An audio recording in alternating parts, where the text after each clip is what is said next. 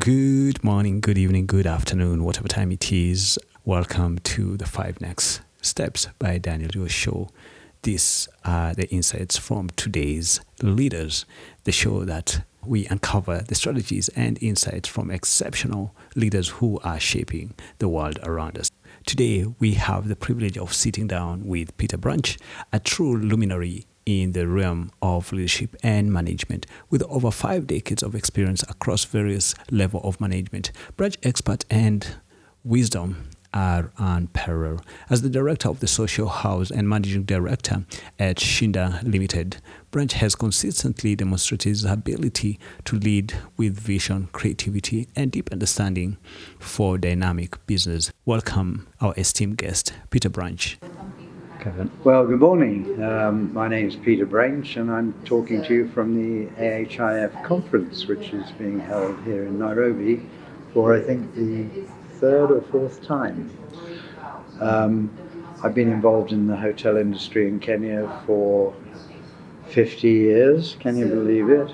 And I first came here in 1973, when at that time I worked with the Block family, who had a number of hotels in Kenya. They had my first job was at the New Stanley Hotel, and then I moved on to run all the lodges, which was Treetops and Outspan and Keekrock and Samburu. Then I had a spell at the Nyali Beach, running the Nyali Beach, and also for a brief period the Simbad in Malindi, which is now washed away and covered in sand. I then had a spell at Norfolk and built up a team, and we travelled together to Southern Africa, to Lesotho, in Maseru in Lesotho, which was a group of government hotels owned by the government of Lesotho. And myself and three Kenyan colleagues went down there to run a management contract. Very frustrating, very challenging, and it didn't work out terribly well, so we came back. Late 70s, Mzee Kenyatta passed on, and I actually left Kenya for the whole of the 1980s and worked back in the UK. I then came back to Kenya in 1990 to run the Serena Group as CEO, and I did that for six and a half years. Then I started my own consultancy business, and I bring in specialized equipment for the hospitality industry.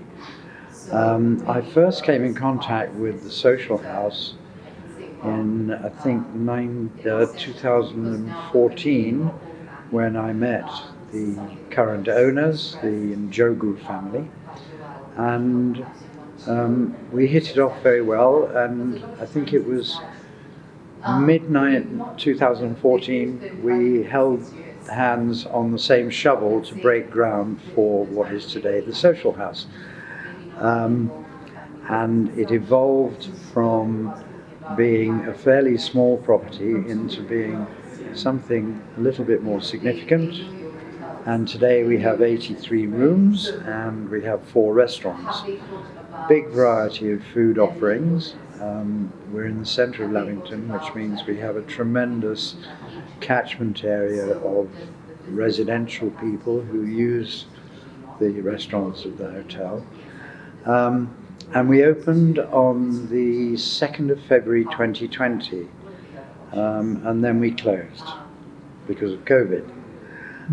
Then we opened again, and then we closed again for a period of time because there was some discussion with Ministry of Health and Ministry of Tourism about whether hotels could be open or not. Partly because they'd issued instructions that bars and restaurants should be closed, but we fought quite hard to say, well, we're restaurants within a hotel, and so finally there were concessions made, and we could open our restaurants to residents of the hotel.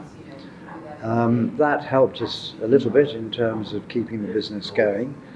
And then things loosened up towards the end of 2020 and into 2021. And today COVID is happily something of the past, although one still hears cases of people getting COVID. But the hotel is getting much more back into a sort of even keel in terms of its business. It has a great location in Lavington, right on James Gichuru Road.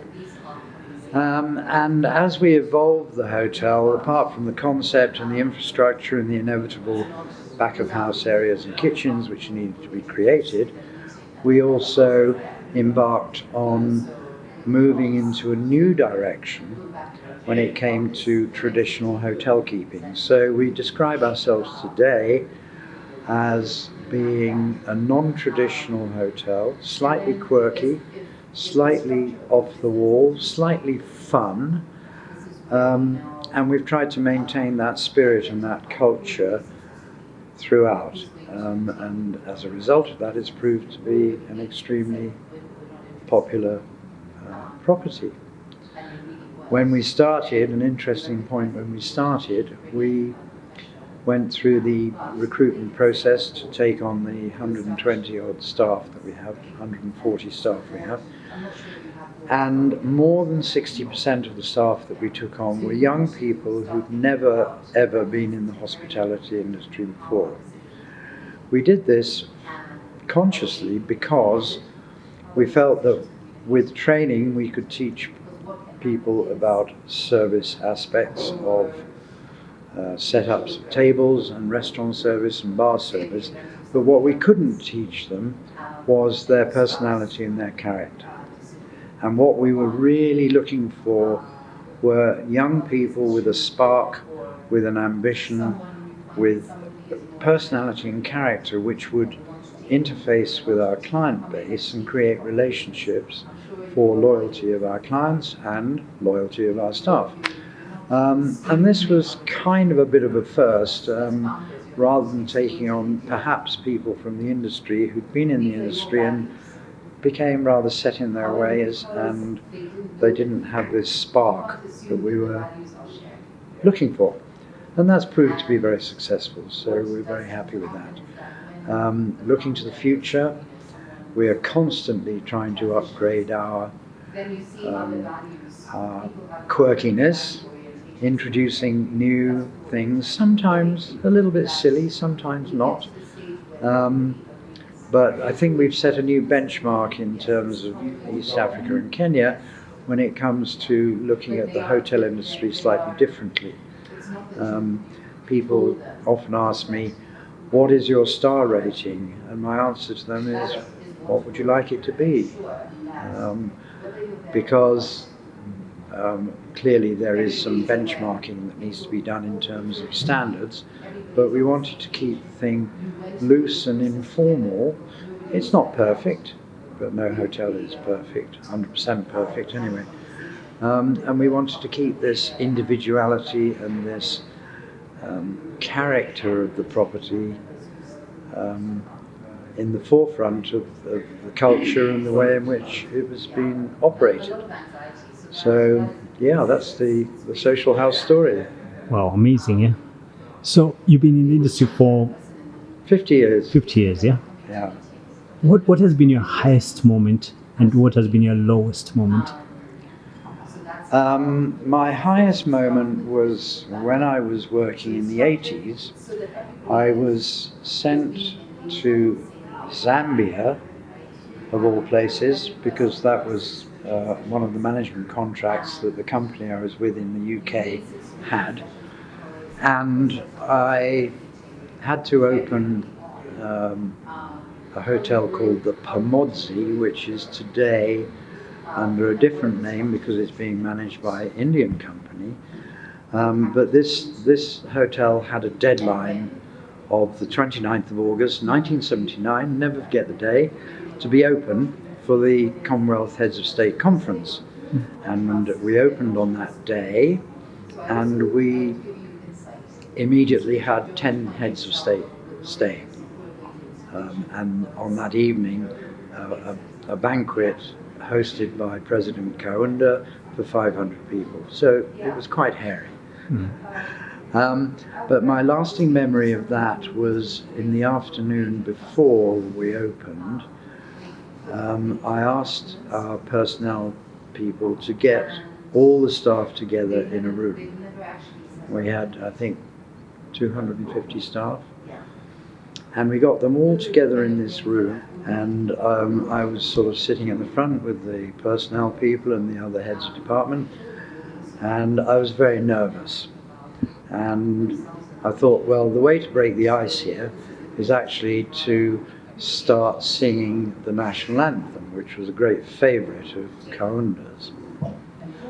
So off I went with a warbling voice singing this first verse of Tiendi Bamodzi, which is the national anthem. How does it go? How did you sing it?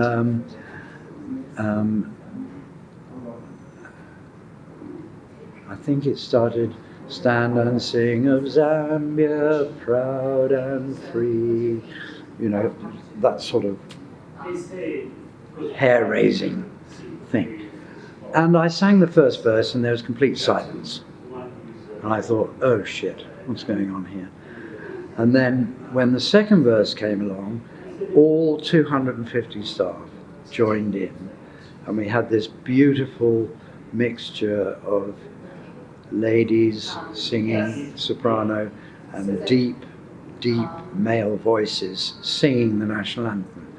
I actually started crying. You know, it was a special moment. So that was great. Lowest moment. I think the lowest moment was that I was working in the UK for, I don't know whether you won't remember, but there was an airline called British Caledonian back in the day, and it had a hotel company called Caledonian Hotels. And I worked for them for 6 years as marketing director. And one day, very suddenly, the airline decided to sell the hotel company to try and salvage the airline and keep it afloat. So we were sold, we were called the Family Silver, but we were sold as the Family Silver. And it was very disappointing because we were sold to a company that nobody really wanted to be involved with. And so the whole of the executive management team walked out. And that was Did you stay? Quite an upsetting moment. Did you stay?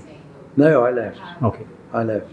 And then I went off to spend a couple of years on the island of Madeira, which is part of Portugal, running a very famous hotel. Well, I wasn't running it, I was the MD, a very famous hotel called Reed's Hotel on the island of Madeira. And that was quite an experience. And at that time it was family-owned hotel. It's now owned by the Venice Samplon Express Company, VSOE. But that was a sort of a moment in my life which was brilliant. We did a refurbishment, and I remember the chairman saying to me during the refurbishment, here's the budget, and we had about $10 million to spend on a refurbishment of the whole hotel. And his brief to me was, and I'll never forget this, his brief to me was, Peter, I want our loyal and regular and repeat guests not to notice any difference once the refurbishment was done, because it was so traditional. That was a 5-star hotel, very traditional. And that was a trend then. Yeah. Clients wanted to walk in, it's as if they're walking to their sitting room. Yeah, and they just didn't want to know that there was any difference. Yeah. But then I So came back. at that point, what is it you change in the property? Is it the fittings? Is it the lighting? Is it the Quality of the furniture and the furnishings. We had a restaurant on the roof, which was an a la carte restaurant, and it was very formal. It was a black tie, dinner jacket, evening dinner arrangement. Yeah. And we had a great architect, interior designer from London, a guy called John Lennon, who came out and he came up with a new scheme for this restaurant. And what he did, because the moonlight from the reflected off the Indian Ocean off the Atlantic Ocean into the restaurant. So he put a crinkled silver-lined ceiling in the restaurant. So when the moon was up, the light was bouncing off the sea onto the ceiling and down onto the tables. So the tables were moving like this, as if ocean. It was a tremendous effect. Anyway, it was mostly to do with furnishings and carpets and so on, but it was all very expensive stuff, which is why we had such a big budget. Yeah. Some of the bathrooms needed to be done, obviously, some of the new beds and all the rest of it, but the majority of the budget was spent on top of the range carpets, top of the range curtain material, and so on. So that was an experience in itself. And I like that segue, because I was going to bring you back. You've traveled the world, you had that great project, you've had great projects, but you still can't. What brings you back to Kenya? My ex-wife has a sister here who's married to somebody locally. My kids grew up here from the age of about 5, and they love it here. My son works up country and he just loves Kenya. He's in the Aberdares pretty much every weekend. He just loves Kenya. And I think at that point in my life, it was about family settling as well as me finding something that I wanted to do. It was very interesting working for the Aga Khan at that time, because the company is now a public company, but at that time it was still owned by the Aga Khan. Yeah. And it was fascinating, culturally absolutely correct and proper, and Serena still creates a benchmark, I think, in East Africa for consistency at the 5-star level. And that was an interesting time. My number 2, guy who you may know called Jan Mohammed, he took over from me as MD, and he's still there and he's doing a fantastic job. So I then started my own little business, and then along came the Social House about 8 years ago. So after all this time, yeah, what is something that still excites you? What excites me today is the way in which we're managing and operating the Social House. As a person, as you say, who's been in the hotel business since the year dot, I've never had so much fun being involved in a hotel. We have a lot of fun. We have serious times, of course, because management on a commercial basis of a hotel is quite a serious business. You know, all the back of house stuff and the financial management and so on, very important. But we have so much fun actually running the operation. It's brilliant. I mean, you know, I'm quite blasé these days, and I don't think that I would get involved in another project in the hotel sector which was, dare I say, boring, dare I say, sort of run-of-the-mill traditional hotel keeping. I've done all that a long time ago. Yeah. But today, this is such fun. Okay. Such fun. Okay. What's a story that remains to be told? What's a story you want to tell still? Because it seems like you've taken over the hotel industry, you've lived a good life, you've had some lows. What remains? What remains, I think, is staying on this planet long enough to see my grandchildren grow up. My granddaughter arrived yesterday. Congratulations. Yeah, and my grandson is now 3.5. And I just hope I can stay on this planet long enough to see them grow up into their teens and maybe beyond. Okay, with all your experience in business, in the industry, you've started your own farm. if you were to go back, what's one kind of advice you'd give to yourself? Because you find when you're young, at least for me, I will always running up and down and doing things. And one advice I give myself now, 20 years down the road, is slow down. Nothing is running away. Yeah, I hear what you're saying. I mean, I'm a little bit of a workaholic. I still like to be involved.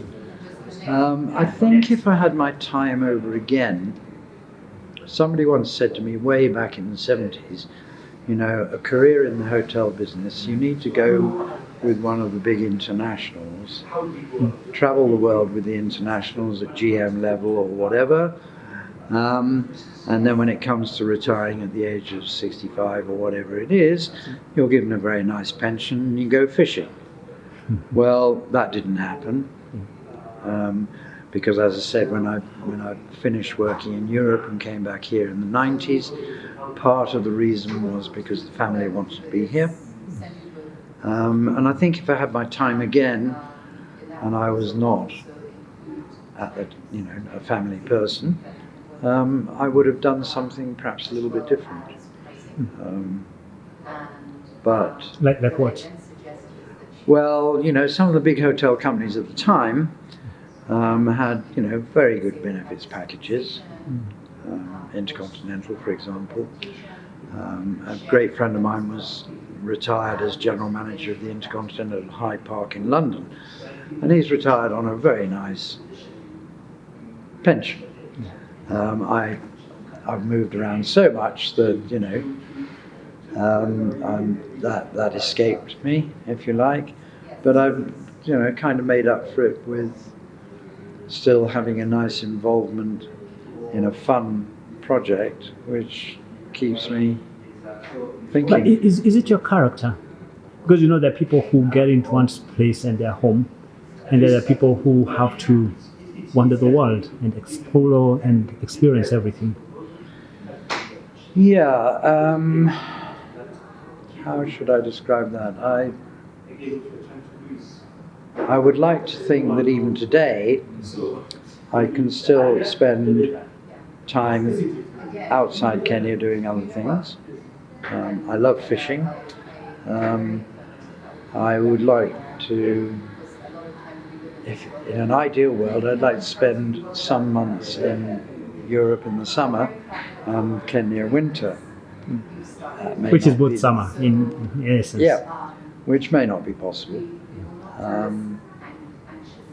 And yeah, I think by the time you get to my age, you think, well, there are things that are no longer on the agenda, on the menu.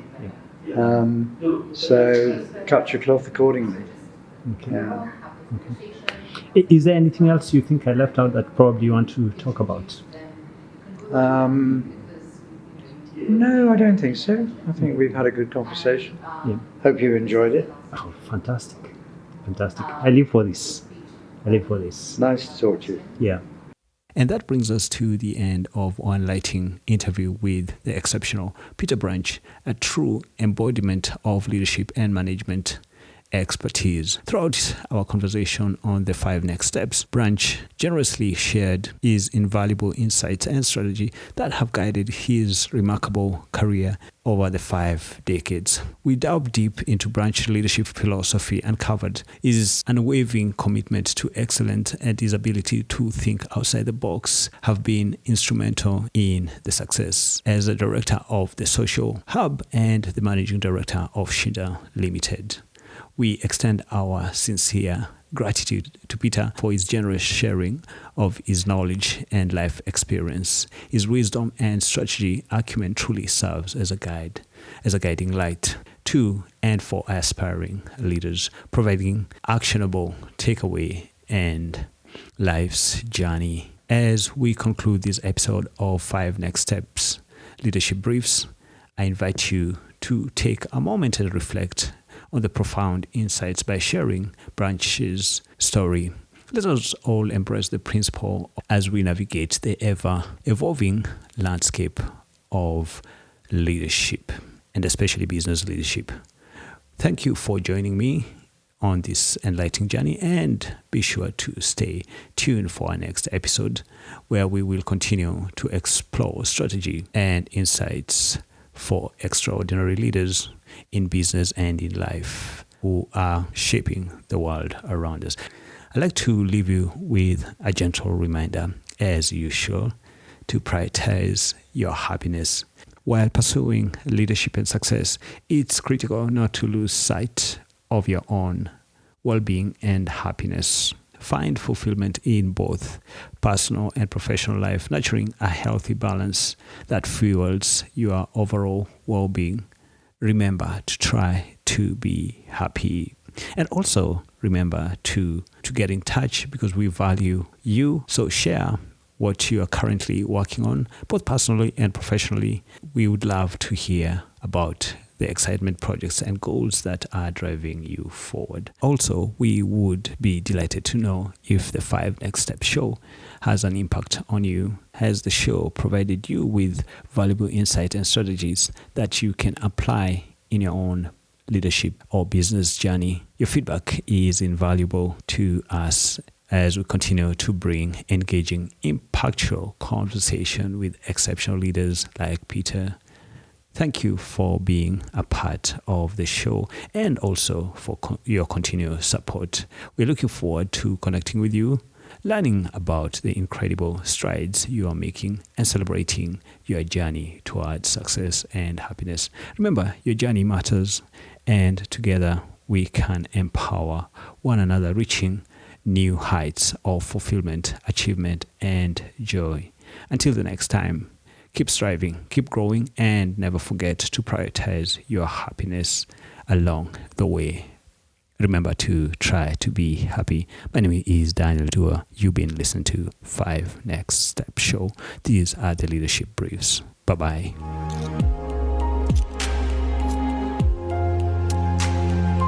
5 Next Steps by award-winning Daniel Duwa, finishing school for business leaders, business heads, chairs, chief executive officers, CEOs, chief operating officers, CFOs, and high-level management. Daniel Duwa, an award-winning scaling expert, a global executive business leadership trainer helping individuals and corporations achieve clarity in uncertain times. Start your 5 Next Steps right now.